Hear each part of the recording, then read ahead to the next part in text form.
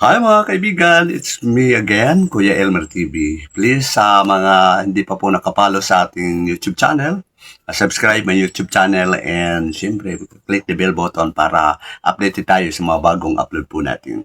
Ito naman po tayo, mag-aaral naman po tayo sa salitang manubo ng North Cotabato po. Kung nais nyo pong matuto kung paano magsalita ng Obo Manubo, eto na po mga kaibigan. But bago po yan, yes mga kaibigan, bago po tayo mag-aral ng salita ng Obo Manubo, siyempre po mga kaibigan, babasahin muna natin ang salita ng ating Panginoon. Ayon pa sa unang Korinto, mga kaibigan, unang Korinto 6:19 hanggang 20. Ito po ang sinabi. Ayon pa sa 19, hindi ba ninyo alam na ang inyong katawan ay templo ng Espiritu Santo na nasa inyo na ipinagkaloob ng Diyos sa inyo? Hindi ba hindi ninyo pag-aari ang inyong katawan? Sapagkat binili na kayo ng isang halaga, kaya't gamitin niyo ito ang katawan na maparangalan ang Diyos. Yes, mga kaibigan, totoo po yan ang sinabi ni Apostol Pablo. Tayong lahat ng mga Kristiyano po ay talagang binili ng Diyos ng malaking halaga sa pamagitan ng dugo ng kanyang anak. Kamatayan po ang kapalit sa ating kaligtasan. Kaya tayong lahat ay kinakailangan naman ng palataya po sa ating Panginoon.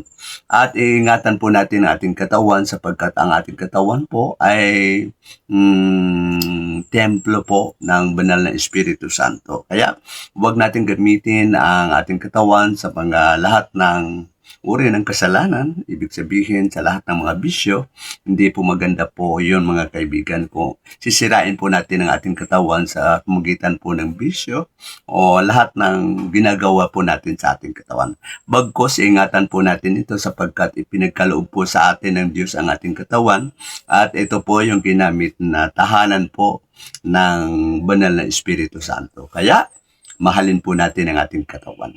Okay, ito na po tayo mga kaibigan. Mag-aaral naman po tayo ng Obo Manubo. Ayan, kung nais nyo po matuto ng Obo Manubo ng North Cotabato, ito na po ang pag-aaralan po natin. Una mga kaibigan, ayon sa Manubo, templo. Ibig sabihin, templo. Okay, lawa. Ibig sabihin, katawan. Idbogoy. Ibig sabihin, ipinagkaloob. Idbolli. Ibig sabihin, binili.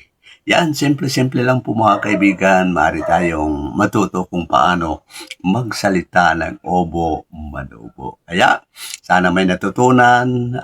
Please subscribe and follow my YouTube channel.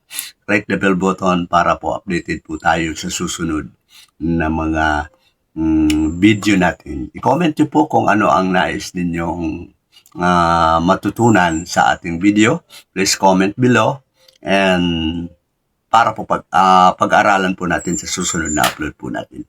Maraming salamat po guys. God bless everyone. Ingat po tayong lahat. Salamat.